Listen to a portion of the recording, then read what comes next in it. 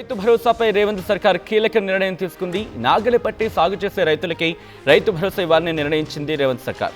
సాగుకి అనుకూలంగా లేని భూములకు గతంలో ఇచ్చినట్లు రైతు భరోసా ఇవ్వడం సాధ్యం కాదని క్లారిటీ ఇచ్చింది. ప్రభుత్వ నిర్ణయంతో సుమారు 10 లక్షల ఎకరాలకు రైతు భరోసా నిధులు కట్టే అవకాశం ఉంది. ఎకరాకు పెట్టుబడి సాయం 6,000 రూపాయలు ఇస్తోంది రేవంత్ సర్కార్. అర్హులైన రైతులకి ఈ పథకాన్ని వర్తింపజేయాలని రేవంత్ సర్కార్ నిర్ణయించింది. ప్రభుత్వంపై ఆర్థిక భారాన్ని తగ్గించనుంది రేవంత్ సర్కార్. దానికి సంబంధించిన బ్రేకింగ్ న్యూస్ చూస్తున్నారు. రైతు భరోసాపై రేవంత్ సర్కార్ క్లారిటీ ఇచ్చింది. ఇకపై నాగలి పట్టి సాగు చేసే రైతులకు మాత్రమే రైతు భరోసా ఇవ్వాలని చెప్పి నిర్ణయించింది. మరి ముఖ్యంగా కేంద్ర రాష్ట్ర ప్రభుత్వాలు రైతు సంక్షేమం కోసం అనేక సంస్కరణలు తీసుకొచ్చాయి, వాటిని అమలు చేస్తున్నాయి. అయితే వీటిలో ఒకటి పెట్టుబడి సాయం.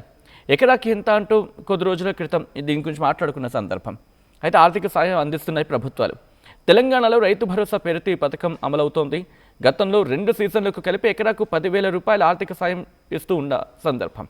ఇప్పుడు అధికారంలో ఉన్న రేవంత్ సర్కార్ ఎకరాకు 12,000 రూపాయల సాయం అందిస్తున్న సంగతి గురించి మాట్లాడుకుంటున్నాం. అయితే ఈ నేపథ్యంలో తెలంగాణ ప్రభుత్వం రైతు భరోసా పథకానికి సంబంధించి కీలక నిర్ణయం తీసుకుంది. ఏంటది? ఇకపై నాగలపట్టి సాగు చేసే రైతులకి రైతు భరోసా ఇవ్వాలి. సాగుకి అనుకూలంగా లేని భూములకు గతంలో ఇచ్చినట్టు రైతు భరోసా ఇవ్వడం సాధ్యం కాదని చెప్పి నిర్ణయం తీసుకుంది. దీనివల్ల ఏం కాబోతుందంటే సుమారు 10 లక్షల ఎకరాలకు రైతు భరోసా నిధులు కట్ అవుతాయని చెప్పి అధికారులు అంచనా వేయడం జరుగుతోంది. తెలంగాణ ప్రభుత్వం రైతు భరోసా పథకానికి సంబంధించి ఈ కీలక నిర్ణయం తీసుకుంది. యాసంగి సీజన్కు సంబంధించి రైతు భరోసా నిధులు విడుదలలో భాగంగా పంటలు వేసిన భూములకు మాత్రమే పెట్టుబడి సాయం అందించాలని నిర్ణయించింది. దీనివల్ల ఈ ఏడాది దాదాపు 10 లక్షల ఎకరాల భూమికి రైతు భరోసా అందకపోవచ్చు అని చెప్పి అధికారులు అంచనా వేయడం జరుగుతోంది. ఈ నిర్ణయం కారణంగా కేవలం సాగు చేసే రైతులకు మాత్రమే రైతు భరోసా పథకం ప్రయోజనం జరగడం, అలాగే ప్రభుత్వ ఆర్థిక భారాన్ని తగ్గించడం దీని ముఖ్య ఉద్దేశంగా మాట్లాడుకుంటున్నారు.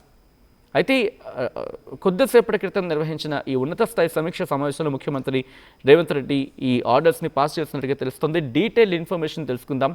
మా ప్రతినిధి మధు అప్డేట్స్ అందించేందుకు సిద్ధంగా ఉన్నారు. మధు, మరి కాసేపట్లో లైవ్లో అందుబాటులోకి వచ్చి ఇన్ఫర్మేషన్ అందించే ప్రయత్నం చేశారు. అయితే గత బీఆర్ఎస్ సర్కార్ రైతులకు పెట్టుబడి సాయం అందించేందుకు రైతు బంధు పథకాన్ని ప్రవేశపెట్టింది. మొదట్లో ఎకరాకు 4,000 రూపాయలు ఇచ్చారు. ఆ తర్వాత మరో 1,000 రూపాయలు పెంచారు. ఎకరాకు 5,000 రూపాయలు చొప్పున పెట్టుబడి సాయం అందించింది. అయితే ఈ పథకం ద్వారా వ్యవసాయం చేయని వారు బీడు భూములు లేకపోతే కొండలు గుట్లు ఉన్న ఈ భూములు కూడా నిధులు అందుతున్నాయనేది ఇక్కడ ప్రధానమైన ఆరోపణ, రేవంత్ సర్కార్ చేస్తున్న ప్రధాన ఆరోపణ. సో వీళ్ళని అనర్హులు కూడా లబ్ధి పొందుతున్నారు అనేది ప్రభుత్వం గుర్తించిందనేది ఇక్కడ వినిపించమాట. సో ఈ నేపథ్యంలో ఈరోజు ఎటువంటి చర్చ జరిగింది, ఎటువంటి డిస్కషన్స్ జరిగాయి, ఏం జరిగింది, ఎటువంటి నిర్ణయం తీసుకుంది, డీటెయిల్గా తెలుసుకుందాం. మా ప్రతినిధి మధు అప్డేట్స్ అందించేందుకు సిద్ధంగా ఉన్నారు. మధు, రేవంత్ సర్కార్ ఎటువంటి నిర్ణయం తీసుకుంది? అంటే ఇది గతంలో ఉన్నప్పుడు కూడా చర్చ జరిగింది. స్టార్టింగ్ లో కేవలం పంట సాగు చేసేటువంటి భూములకు మాత్రమే రైతు భరోసా కింద పెట్టుబడి సహాయం అందించాలి అనేటువంటిది గతంలో చర్చ జరిగింది. దీన్ని ఇంప్లిమెంట్ చేసే దిశగా ప్రభుత్వం ముందు అడుగు వేస్తున్నట్టుగా చాలా స్పష్టంగా కనిపిస్తా ఉంది. దీంతో దాదాపు 10 లక్షల మంది 10 లక్షల ఎకరాలకు సంబంధించినటువంటి రైతు భరోసా నిధులు కట్ అయ్యే అవకాశం ఉంది. అంటే ఇప్పుడు కొద్ది సాగు చేసే భూమి అయినప్పటికీ కూడా బీడు భూమిగా ఉంచుతున్నటువంటి పరిస్థితి. ఇక్కడ పంట సాగు చేయట్లేదు, భూములు ఉంటున్నాయి, కానీ రైతు భరోసా కింద ప్రభుత్వం నుంచి పెట్టుబడి సహాయం అందుకుంటున్నారు. డైరెక్ట్ గా బ్యాంకులో పడేటువంటి ఫెసిలిటీ ఉంది కాబట్టి అటాచ్ అయి ఉంటుంది. ఆల్రెడీ భూకు సంబంధించినటువంటి భూ ఆధార్ ద్వారా డైరెక్ట్ గా వాళ్ళ అకౌంట్ లో జమ అయ్యేటువంటి పరిస్థితి. ఈ విషయంలో కీలక నిర్ణయం తీసుకున్నట్టుగా తెలుస్తా ఉంది. ఇప్పటి నుంచి సాగు చేసేటువంటి భూములకు మాత్రమే రైతు భరోసా ఇవ్వాలి అనేటువంటి ఒక నిర్ణయం తీసుకున్నట్టుగా కనిపిస్తా ఉంది. అయితే గతంలో ఎకరాకు 5,000 చొప్పున బీఆర్ఎస్ ప్రభుత్వం ఇస్తే, ఇప్పుడు కాంగ్రెస్ ఎన్నికల సమయంలో హామీ ఏమో ఎకరాకు 15,000 ఇస్తాం సంవత్సరానికి అనేటువంటి స్టేట్మెంట్ చేశారు.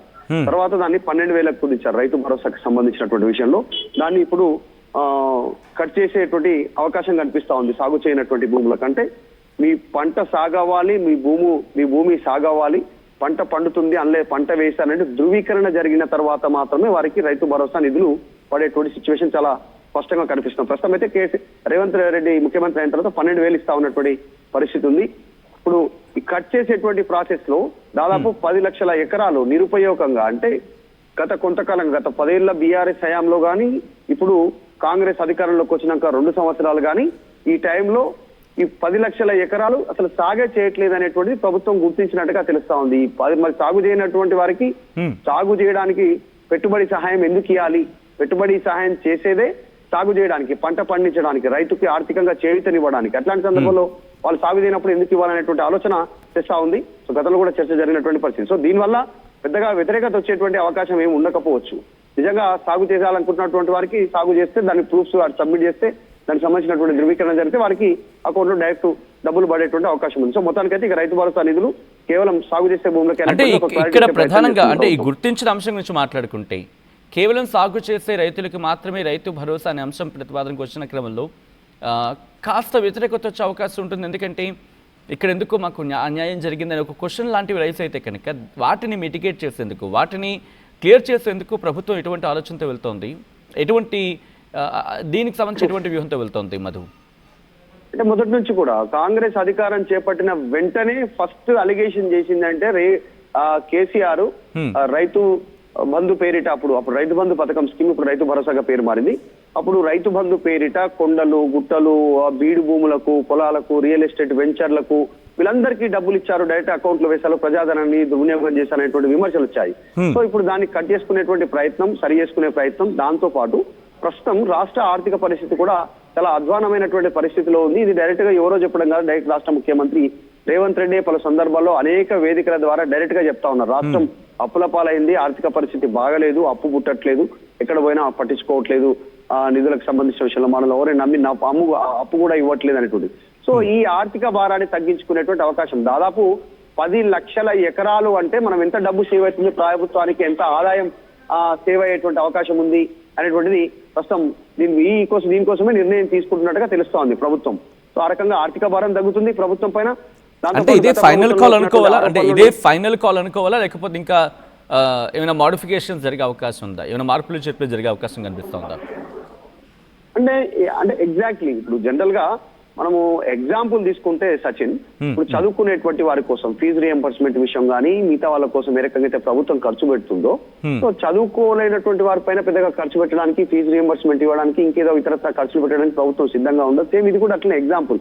మరి సాగు చేసేటువంటి వారికి పెట్టుబడి సహాయం ఇవ్వాలి కానీ సాగు చేయనటువంటి వారికి పెట్టుబడి సహాయం ఇవ్వాల్సినటువంటి అవసరం లేదు. అది నేరుగా వాళ్ళ జేబుల్లోకి వెళ్లే అవకాశం ఉంది. అంటే కొంతమంది భూస్వాములు ఉన్నారు దీంట్లో, కొద్దిమంది భూములు అట్లా జస్ట్ ఇన్వెస్ట్మెంట్ కింద కొని వదిలేసిన వారు ఉన్నటువంటి వారు ఉన్నారు, కొద్దిమంది వ్యవసాయానికి దూరంగా ఉంటున్నారు, కొంతమంది ఇతర ప్రాంతాల్లో నివసిస్తున్నారు, వ్యాపార నిమిత్తం వెళ్ళారు, కొంతమంది ఇతర దేశాల్లో సెటిల్ అయినటువంటి వారు ఉన్నారు. సో వారందరి భూములు ఇక్కడ ఉన్నాయి, 100 ఎకరాలు ఉన్నాయి, కొంతమందికి 50 ఎకరాలు, ఇట్లా 10 ఎకరాలు ఒక్కొక్కరు పైరు. వ్యవసాయం కొన్ని సంవత్సరాల నుంచి చేయట్లేదు, కొన్ని డికేడ్స్ నుంచి. సో వారికి అనవసరంగా ప్రజల సొమ్ము ట్యాక్స్ రూపంలో కట్టినటువంటి డబ్బు వారి ఖాతాల్లో, వారి బ్యాంక్ అకౌంట్ లోకి వెళ్తున్నటువంటి పరిస్థితి. సో ప్రభుత్వం మరి మేబీ ఏమైనా చేంజెస్ ఏమైనా దీంట్లో, అంటే కొండలు, గుట్టలు, బీడు భూములు ఇట్లాంటి వాటిని కాకుండా ఇంకేమైనా సాగు చేసేటువంటి భూములకు ఏమైనా మరి ఎగ్జామ్షన్ ఇస్తుందో చూడాలి. ఒకవేళ కనుక ప్రభుత్వం యాజ్ దీన్నే ఇంప్లిమెంట్ చేస్తే ప్రభుత్వానికి ఆదాయం ఆర్థికంగా చాలా లబ్ధి చేకూరే అవకాశం ఉంది, ఆదాయం మిగిలేటువంటి అవకాశం ఉంది. అనవసరంగా ఈ డబ్బు వృధా వేరే దానికి ఖర్చు పెట్టుకునేటువంటి అవకాశం ప్రభుత్వానికి దక్కే పరిస్థితి అయితే కనిపిస్తా ఉంది. సో దీనివల్ల పెద్దగా వ్యతిరేకత ఏం రాకపోవచ్చు ప్రభుత్వం తీసుకున్నటువంటి నిర్ణయం వల్ల. Alright, thanks for the update Madhu. మొత్తంగా అయితే మాత్రం రేవంత్ సర్కార్ కీలక నిర్ణయం తీసుకుంది. దానికి సంబంధించిన బ్రేకింగ్ న్యూస్ చూస్తున్నారు. రైతు భరోసాపై రేవంత్ ప్రభుత్వం సంచలన నిర్ణయం ప్రకటించింది. నాగలి పట్టి సాగు చేసే రైతులకి రైతు భరోసా ఇవ్వాలని చెప్పి నిర్ణయించింది రేవంత్ సర్కార్. సాగుకి అనుకూలంగా లేని భూములకు గతంలో ఇచ్చినట్లు రైతు భరోసా ఇవ్వడం సాధ్యం కాదని తేల్చింది. రైతు ప్రభుత్వం మాది అంటూ చెప్పుకొస్తోంది రేవంత్ సర్కార్. ఈ నేపథ్యంలోనే ప్రభుత్వ నిర్ణయం గురించి మాట్లాడుకుంటున్న సందర్భం. సో ప్రభుత్వానికి సంబంధించి కావచ్చు, లేకపోతే ప్రభుత్వ వర్గాలు ఏమంటున్నాయంటే సుమారు 10 లక్షల ఎకరాలకు రైతు భరోసా నిధులు కట్టే అవకాశం ఉంటుంది, లేకపోతే అంటే అంత మేరకు కట్టే నేపథ్యంలో అది కాస్త ఉపయోగపడవచ్చు ప్రభుత్వానికి అనేది వినిపించమాట. ఎకరాకు పెట్టుబడి సాయం కింద 6,000 రూపాయలు ఇస్తోంది రేవంత్ సర్కార్. అర్హులైన రైతులకి పథకాన్ని వర్తింపజేయాలని చెప్పి రేవంత్ నిర్ణయించారు. ప్రభుత్వంపై ఆర్థిక భారాన్ని తగ్గించబోతోంది రేవంత్ సర్కార్. సో దీనికి సంబంధించి మీరేమనుకుంటున్నారు? రైతు భరోసా విషయంలో మీ ఒపీనియన్ ఏంటి? కామెంట్ చేసే ప్రయత్నం చేయండి. అసలైన తొలి వెలుగు. ఫాలో వాట్సాప్ @తొలి వెలుగు official.